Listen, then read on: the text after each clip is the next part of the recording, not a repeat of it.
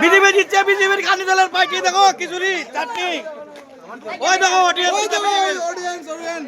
দেখো দেখো গরম বাজার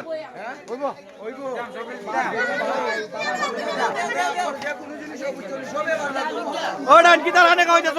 ও বড় জিতছে হে কাজে বলা আগে আমার আট তোমার সাথে কাজে বলা জিন্দাবাদ ও দূর দে নাই দূর দেন দেবে ওই ওটা যাও দিব যাও তালান যখন নবী আই